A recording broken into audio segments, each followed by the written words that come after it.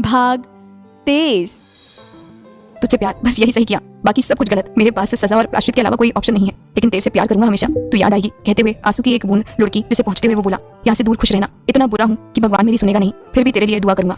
मुस्कान उसकी बात पर फफक कर रो पड़ी। चेहरे पर हाथ रखकर रोते हुए वो रमन के सीने से लग गई। ये पहली मर्तबा था जब भी खुद उसके गले लगी थी। रमन ने आंखें मूंदी तो आंसू की बूंद टुलकने लगी। मुस्कान जार जार होकर रो रही थी। रमन ने कांपते हाथ से उसका माथा सहलाया था तो मुस्कान सर उठाकर बोली, मैं इंतजार करूंगी तेरा, बाहर आकर शादी करेगा मुझसे। रमन हैरान से उसे देखता रह गया। कांस्टेबल ने उसे हथकड़ी पहना दी, उसे लेकर जा रहे थे। वो पलटकर मुस्कान को देख रहा था। मुस्कान अपनी जगह पर खड़ी उसे जाते देख रो रही थी। उसकी आंखों में अपने लिए आंसू देख रमन ने सिर्फ इतना कहा, रो मत मेरी जान, मर नहीं रहा हूँ। कमीना मुस्कान भागकर उसके गले लग गई। अगर वापस आया तो तुझे पक्का बीवी बनाऊंगा। तू सच में इंतजार करेगी मेरा?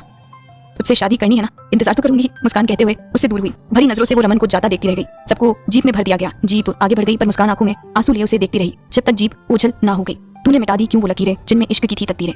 अश्क छीने मेरे तूने, जुनून छीना मेरा तूने, खुदा तो हो नहीं सकता, खुदा छीना मेरा तूने। मेरे मौला मेरे मौला मेरे मौला मेरे मौला मेरे मौला मेरे मौला मेरे मौला मेरे मौला। इधर सब लड़कियों को फिलहाल दूसरे जीप में भरकर पुलिस स्टेशन लेकर जाया गया उनका बयान लेने। ओंकार और फलक की बॉडी को पुलिस अपने साथ ले गई। मीडिया भी सब कुछ लाइव कवर करने के लिए चल पड़ी। रोहित वहां अकेला बच गया। अपने सबसे ज्यादा घनिष्ठ करीबियों को खोया था उसने।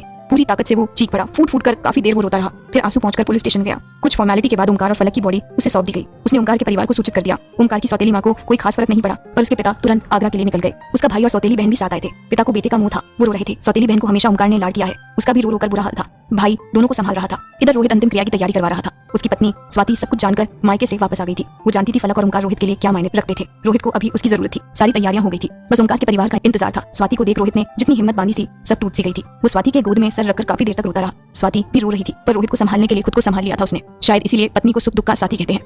ओंकार के पिता वहां पहुंचे तो उसकी लाश के गले लगकर रो पड़े। वो फलक को बुरा भला कह रहे थे कि उसी के कारण उनके बेटे की जान गई। ओंकार की बहन भी उसे देख रो पड़ी थी। अंतिम क्रिया शुरू हुई। राम नाम सत्य है बोलते हुए दोनों के पार्थिव शरीर को लेकर वो लोग शमशान की ओर बढ़े। पड़ोस के कुछ मर्द उन्हें कंधा देने आए थे। रोहित ने एक तरफ ओंकार और दूसरी तरफ फलक को कंधा दिया था। वो भरी नजरों से अपना फर्ज निभा रहा था। फलक को अलग कब्र में दफन कर वो मौत के बाद भी ओंकार और फलक को जुदा नहीं कर सकता था। जिन्होंने जुदा ना होने के लिए साथ जाने दे दी, उन्हें मौत के बाद जुदा कर उनकी रूह को तड़पाना गुनाह होगा। फलक की अंतिम विदाई भी हिंदू रिवाजों से की जा रही थी। एक ही सेज पर दोनों को साथ लिटाया गया। ओंकार के पिता ने उन्हें मूर्खांगिनी दी थी। आग की लपटें जब उन्हें खुद में समा रही थी तो ऐसा लग रहा था मानो जिस्म नष्ट होने के साथ उनकी रूह एक दूसरे की बाह थामे आजाद हो रही थी। मानो इस दुनिया को छोड़ ऊपर उठते हुए एक साथ सबको अलविदा बोल दूर जा रही थी, कहीं दूर किसी दूसरे जहां में जिधर मोहब्बत करने वालों की कदर की जाती हो।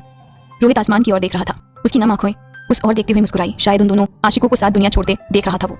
नजरों से करम तक, ईमा से धर्म तक, हकीकत से लेकर भरम तक, दुआ से असर तक, ये सारे सफर तक, फरिश्तों के रोशन शहर तक, आंसू से जश्न तक, जन्मों से जन्म तक, सहरे को सजा के कफन तक, तेरे संग हूं आखिर कदम तक। मैं तुझसे किया वादा निभाऊंगा हूं। फलक की जिंदगी की लोगों तक पहुंचाकर उसे इंसाफ दिलाऊंगा। तुम दोनों को इंसाफ दिलाकर रहूंगा। वो औरत और उसके सारे आदमी अपने गुनाह की सजा भुगतेंगे पर तुझे बात नहीं करूंगा मैं। ऐसे कैसे छोड़कर चला गया तू? हम तो जिगरी यार थे ना। तू यारी तोड़ गया हूं, धोखेबाज निकला तू। जल्दी चिता देख रोहित ने खुद से और ओंकार से वादा किया इंसाफ का। पुलिस स्टेशन में लेडी इंस्पेक्टर सब लड़कियों का बयान ले रही थी। ये केस मीडिया हाईलाइट था, इसीलिए सब पर प्रेशर बना हुआ था। आगरा के मशहूर रेड लाइट एरिया से सावित्री बाई की गिरफ्तारी लोगों के लिए ब्रेकिंग न्यूज थी। बड़े बड़े लोग जो सावित्री के साथ मिले हुए थे उन सबकी हालत खराब हो गई, ये सोचकर कि कहीं सावित्री उन लोगों का नाम ना ले ले। दो कड़क लेडी इंस्पेक्टर मिलकर सावित्री की मरम्मत कर रही थी। रमन ने सारा सच कबूल लिया था, हर एक गुनाह कबूला, सबके गुनाहों को कबूला। जितना वो जानता था वो सब कुछ उसने इंटरोगेशन में बता दिया।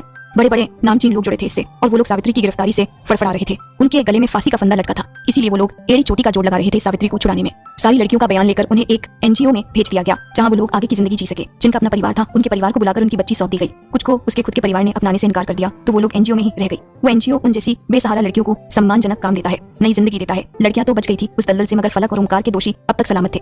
उन्हें बचाने के लिए कई लोग कोशिश में लगे थे क्योंकि उन्हें अपना नाम सामने आने का डर था। धीरे धीरे मीडिया भी धीमी पड़ गई और ये केस मीडिया की लाइमलाइट से हट गया।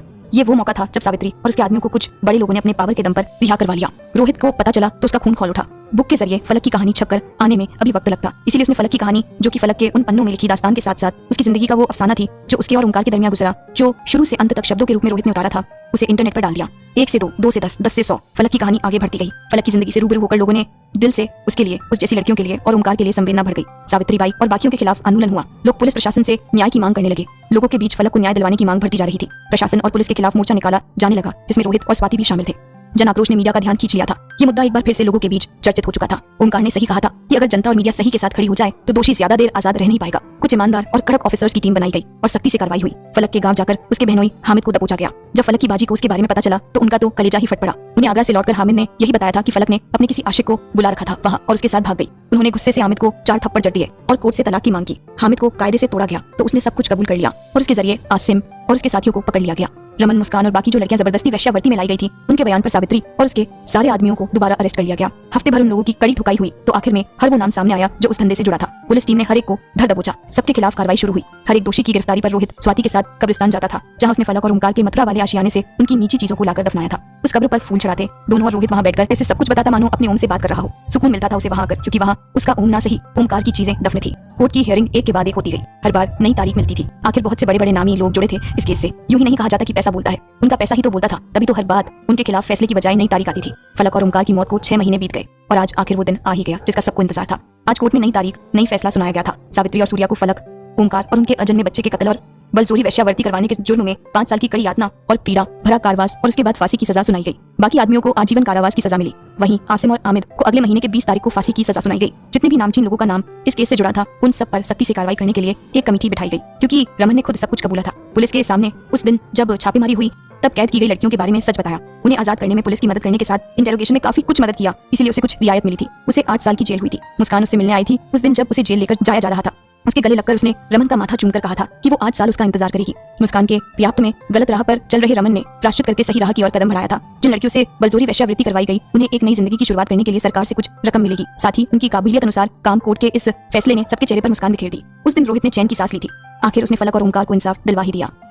The end, autobiography by Rohit Singh. फलक, रोहित ने अपनी बेटी को पुकारा। आवाज सुनकर उस 12 साल की बच्ची ने अपने आंसू पहुंचकर उस किताब को बंद किया। कवर पेज पर बड़े खूबसूरत अक्षरों में लिखा था फलक, मोहब्बत का अफसाना। नीचे लिखा था author Rohit Singh, from Rohit publication house. Cover page देखकर उस बच्ची की आंखों में आंसू भर गए। कवर पेज वही तस्वीर थी जो फलक ने बनाई थी, जिसमें वो आंखें मूंदे खड़ी थी और ओंकार बड़े इत्मीनान से उसका माथा चूम रहा था। उस बच्ची ने उस तस्वीर में ओंकार के चेहरे को उंगलियों के पोर से छुआ और आंखें बंद कर ली। आंसू की बूंद रुखसार पर लड़कने लगी और होठों पर एक सिसकी के साथ एक नाम उतरा, ओंकार साहिब। रोहित ने दोबारा अपनी और स्वाति की बेटी को पुकारा, जिसे उन दोनों ने फलक नाम दिया था। फलक ने उस कवर पेज पर अपने ओंकार की तस्वीर को हौले से चूम लिया और आंसू पहुंचकर लॉन से उठकर अंदर चली गई। जिस पल उसने ओंकार साहिब पुकारा था, उसी पल कहीं दूर बिस्तर पर सोता एक 16 वर्षीय लड़का फलक पुकारते हुए चीख कर उठा। ये रात काली ढल जाएगी, उल्फत की होगी फिर से सुबह। जिस देश आंसू ना दर्द पले, है वादा मैं तुझसे मिलूंगा वहां। जख्मों से मरहम तक, जुदा से मिलन तक, डोली में बिठा के दफन तक, तेरे संग हूं आखिर कदम तक, तेरे संग हूं आखिर कदम तक, तेरे संग हूं आखिरी कदम तक। फलक लौटेगी, अपने ओंकार की होने को वो लौटेगी। आपको लौटना होगा, अपनी फलक के साहब बनने के लिए आपको लौटना होगा। तब कोई हमें जुदा नहीं कर पाएगा, तब हमारा अफसाना और हमारी जिंदगी मुकम्मल होगी। कायनात इन बातों को दोहराते हुए इस अंत के साथ एक नई शुरुआत का संकेत दे रही थी। मोहब्बत का हर अफसाना मुकम्मल हो ये जरूरी तो नहीं, कुछ अफसाने अधूरे होते हैं अगले जन्म में पूरा होने के लिए।